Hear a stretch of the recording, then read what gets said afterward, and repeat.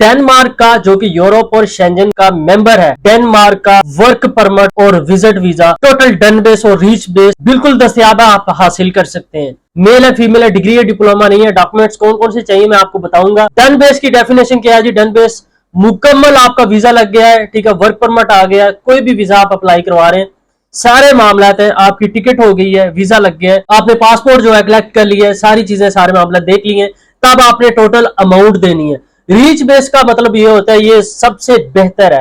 Reach base का मतलब है आपके सारे मामला तय पाने के बाद वीजा लग गया, आपने टिकट करवा ली है, आप डेनमार्क चले गए हैं, वहां पर जाकर आपने तस्दीक कर दी है, तब थर्ड पर्सन आपकी पेमेंट आपके होम कंट्री में करेगा, जो आपने गारंटेड बंदा दिया होगा। तो आज की वीडियो में मुकम्मल बताऊंगा किस तरह अप्लाई करना है, कौन कौन से डॉक्यूमेंट्स चाहिए, किस तरह राब्ता करना है, और इसमें हकीकत कितनी है और क्या करना चाहिए, हमें ये लेना चाहिए नहीं। दोनों वीजे जो है दस्तयाब है ओरिजिनल डन बेस पर। मेहरबान, कैसे आप? उम्मीद करता हूँ सब खैरियत से होंगे, खुशबाश होंगे। अल्लाह पाक आपकी जिंदगी में ढेरों खुशियां अता फरमाए और अल्लाह पाक आपको सेहत से भरी लंबी जिंदगी अता फरमाए, आमीन। इसी दुआ के साथ आज के व्लॉग का करते हैं आगाज। डेनमार्क जो कि लोगों का फेवरेट कंट्री है, सबसे बेस्ट कंट्री है। जर्मनी के बाद डेनमार्क। पिछले दिनों मैंने जो है जर्मनी पर वीडियो बनाई थी, उसके बारे में बताया था, अभी उसके कुछ पार्ट रहते हैं। तो बहुत सारे क्वेश्चन थे डेनमार्क के अबाउट, बताए हमें। डेनमार्क का बता दूं, ये विजिट वीजा या work visa, study visa, total done base और रीच बेस। सबसे पहले इसके बारे में बता दूं, ये दस्तयाब बहुत सारे लोगों के पास होता है। इस पे क्या कीता है, जैसा कि आप वर्क परमिट हासिल करते हैं, चाहे किसी भी कंट्री का हो, परचेज करते हैं डन बेस की मद में, मतलब सारी अमाउंट आप देते हैं वीजा लगने के बाद। अब इसमें कितनी हकीकत है, ऑफलोड क्यों किया जाता है, आपका वीजा रिजेक्ट क्यों होता है, वहां पर जाकर आपको काम क्यों नहीं मिलता, हालांकि यहां से आप वर्क वीजा लेकर गए हैं और सारी अमाउंट देकर गए हैं। मैं आपको बता दूं कि मिसाल के तौर पर मैं आपको बता दूं, मैं डेनमार्क में मौजूद, मैंने अपने नाम पर कोई बिजनेस रजिस्टर्ड किया हुआ है, कंपनी ओपन की हुई है, उस बिजनेस और उस कंपनी के मद में मुझे बहुत सारे वर्क परमिट मिल जाएंगे, क्योंकि मैंने वहां वर्कर शो करवाकर उन वर्कर्स को अपनी उन कंपनी में रखना है। चाहे मेरा कोई सलोन है, चाहे मेरी कोई फैक्ट्री है, इंडस्ट्री है, मेरी कोई भी किसी भी किस्म का कारोबार है, मैंने उसको रजिस्टर कर लिया। अब मैंने उन वर्क परमिट पर उन बंदों को बुलाना है जिनको मैंने कैश करना है। अच्छा, कैसे करना है? सबसे पहले तो उधर की गवर्नमेंट कहती है जी आप यहीं से बंदे हायर करें, ठीक है। हम उनको एप्लीकेशन देते हैं जी हमारे पास, मतलब हम अपने बंदे जो है पर्सनल बुलाना चाहते हैं, इजाजत दी जाए।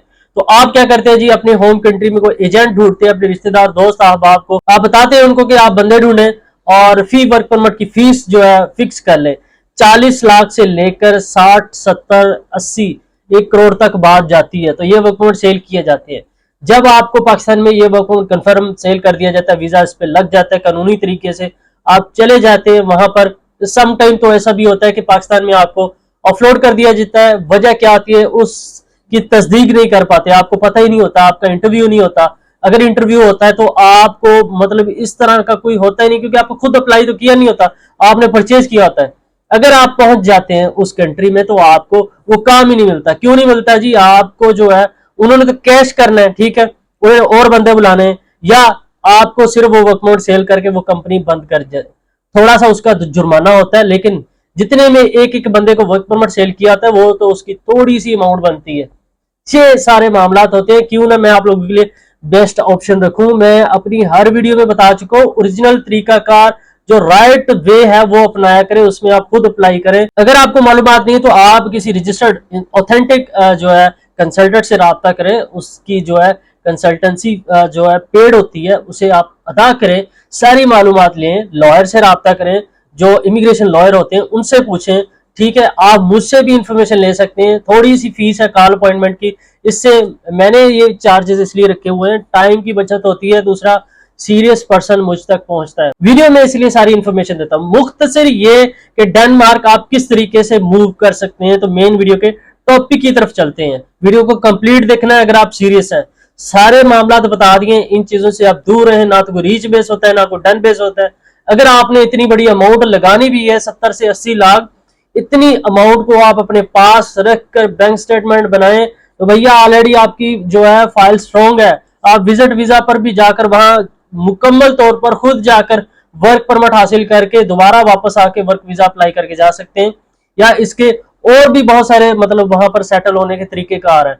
आप स्पेन जा सकते हैं, पुर्तगाल जा सकते हैं, जिसमें स्पेन पद्रोन ऑप्शन है, पुर्तगाल में आर्टिकल 92 है, ठीक है। अगर आपका विजिट भी लग जाए तब भी आप वैलिड तरीके से शेंजन में स्टे कर सकते हैं। बात कर लेते हैं जी डेनमार्क में कितनी कैटेगरीज के वीजाज हैं। इसमें 10 कैटेगरीज दी गई है। इनमें से जो है बहुत सारी कैटेगरीज का लोगों को पता ही नहीं है और उन तक कोई पहुंचता ही नहीं है। सबसे बड़ी 3 कैटेगरी होती हैं, जो visit visa, work visa, study visa. ये 3 कैटेगरी है सबसे ज्यादा अप्लाई की जाती हैं। स्टडी वीजा पर आप आला तालीम हासिल करने के लिए बैरून मुल्क जाते हैं और करनी भी चाहिए। हमारे जो मोहतरम कायद थे, हमारे जो पोइटर थे, अल्लामा इकबाल, हमारे जो कायदे आजम थे, उन्होंने भी आला तालीम हासिल की थी बैरून मुल्क जाकर। इसमें कोई गुनाह नहीं है, कोई कबाहत नहीं है, बिल्कुल जाएं, अपनी जो है क्वालिफिकेशन को बेटर बनाएं, आला तालीम हासिल करें, वापस अपने होम कंट्री में आए और तरक्की करें। अगर आप वहां पर भी सेटल होना चाहते हैं, वो आपकी अपनी चॉइस है।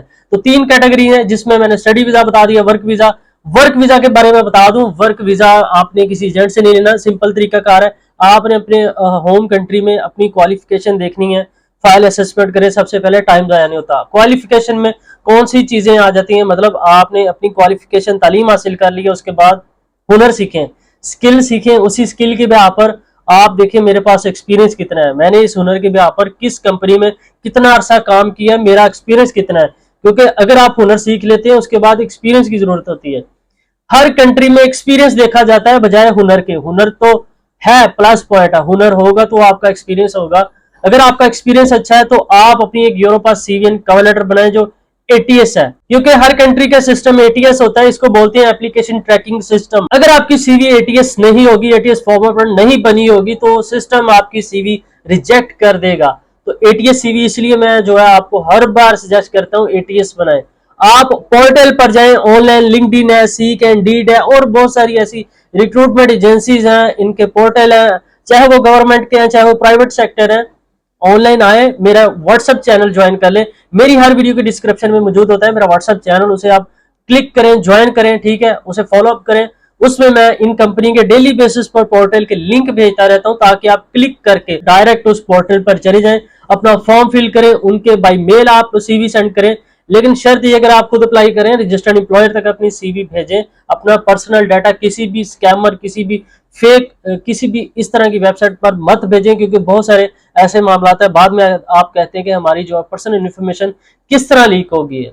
तो जब एम्प्लॉयर आपसे राब्ता करेगा, बाई मेल करेगा, इंटरव्यू लेगा, जो भी मामला है, उसके बाद आपको वर्क परमिट फ्री दिया जाएगा। एम्प्लॉयर वर्क परमिट की फीस खुद अदा करता है। बाकी इसमें आपको अपॉइंटमेंट जो है मुकम्मल डॉक्यूमेंट्स इनके पोर्टल पर भेजने पड़ेंगे, ठीक है। विजिट वीजा के लिए आपको जो है एम्बेसी यानी वीएफएस ग्लोबल की सर्विस हासिल करनी पड़ेगी, वहां आप जाकर फिंगरप्रिंट दे सकते हैं, ठीक है। उसके बाद आप अपनी फाइल सबमिट करवा के आ सकते हैं। अब रहा वर्क परमिट जो है, इसकी मुकम्मल जो है इनका एक पोर्टल है, उस पर आप अपना अकाउंट बनाएं, अपना जो है number, mobile number, Gmail sign in करके ओटीपी आएगा, वहां उस पोर्टल पर जाने के बाद मुकम्मल आप अपने जो है डॉक्यूमेंट्स उनको सबमिट करेंगे और उसके बाद फीस जो है आपने ऑनलाइन अदा करनी है। अकाउंट नंबर आपको दे दिया जाएगा। उसके बाद यानी 14 या 15 दिन लगते हैं मुकम्मल डॉक्यूमेंटेशन कंप्लीट होने के बाद आपने इस्लामाबाद जाना है, डेनिश एम्बेसी में जाकर, मतलब डेनमार्क की जो एम्बेसी है इस्लामाबाद में मौजूद है, उसमें जाकर आपने अपनी फाइल जमा करवानी है और फिंगरप्रिंट देनी है,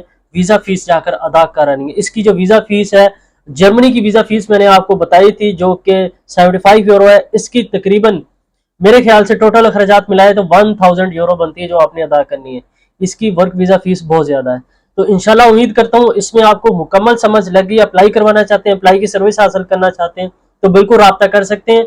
और मैं आपको बता दूं इसमें बहुत सारी कैटेगरीज है, इस पर अगर मैं मजीद वीडियो बनाऊंगा तो वो कैटेगरीज आपको समझ नहीं आएगी। स्टेप बाय स्टेप इस पर मैं कंप्लीट तकरीबन 4-5 पार्ट में व्लॉग बनाऊंगा ताकि आपको भी देखने में आसानी आए। मुझे पता है 20 मिनट का व्लॉग देखकर आप स्किप कर करके देखते हैं, मुझे आइडिया इसलिए क्योंकि मेरे व्हाट्सएप पर सिर्फ मेरा थंबनेल भेजा जाता है। जब मैं स्क्रीनशॉट में देखता हूं, मेरी वीडियो का स्क्रीनशॉट मुझे भेजा जाता है तो तकरीबन 1 मिनट भी पूरी वीडियो नहीं चली होती, मुझे स्क्रीनशॉट आ जाता है।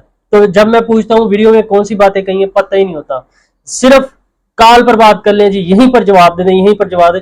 इतना टाइम नहीं होता कि मैं वीडियो भी आप लोगों के लिए बनाऊं और यहाँ पर भी मैं आपको सारी डिटेल दूं। अगर आप सीरियस पर्सन है तो कॉल अपॉइंटमेंट ले सकते हैं। तो अगर आपने विजिट वीजा अप्लाई करवाना है शेंजन का या किसी भी कंट्री का तो बिल्कुल आप राब्ता कर सकते हैं। फाइल बनवाना चाहते हैं बिल्कुल आप राब्ता कर सकते हैं। इसके अलावा सीवी कवर लेटर की सर्विस चाहिए, मुकम्मल आप पैकेज बाई कर सकते हैं। इसमें हम सीवी कवर लेटर बनाते हैं और आपके लिए इन कंपनीज की वैकेंसीज पर अप्लाई करते हैं आपके वर्क एक्सपीरियंस और आपके स्किल के बिहाफ पर। अगर आप खुद अप्लाई करें तो सबसे बेहतरीन ऑप्शन है कि आप खुद अप्लाई करें, अपनी सीवी खुद बनाकर, क्योंकि आपको बगैर पैसों के, बगैर लाखों दिए आप मूव कर सकते हैं। सारा प्रोसेस तो आपने करना है, तो पीछे रह क्या जाता है। तो सबसे पहले आपने कॉल अपॉइंटमेंट लेनी है या अपनी मुकम्मल जो है डिटेल मुझे फराम किया करें। सिर्फ मुझे सलाम कहकर चुप ना कर जाया करें, मैं जवाब देता हूं, उसके बाद सबको जवाब देते देते दोबारा आप सेकंड टाइम मैसेज करते हैं, इस तरह नहीं होता। सलाम के बाद मुकम्मल अपनी जो है डिटेल दिया करें। मेरे ये क्वेश्चन है, मैं यहाँ जाना चाहता हूँ या मुझे ये मसले मसाइल है, तो मैं फिर आपकी सारी डिटेल देकर आपको मुकम्मल जवाब दे दूं। उसके बाद अगर कॉल का ऑप्शन हुआ तो कॉल पर वो आपकी अपनी मर्जी है, अपॉइंटमेंट लेना चाहे तो बेहतर है, नहीं तो आप वैसे भी वॉइस मैसेज या टेक्स्ट मैसेज पर आप मुझे अपनी डिटेल देंगे, मैं आपको बता दूंगा। तो इंशाल्लाह मिलते हैं इस तरह नेक्स्ट ब्लॉग में। दुआ में याद रखिएगा। अल्लाह हाफिज।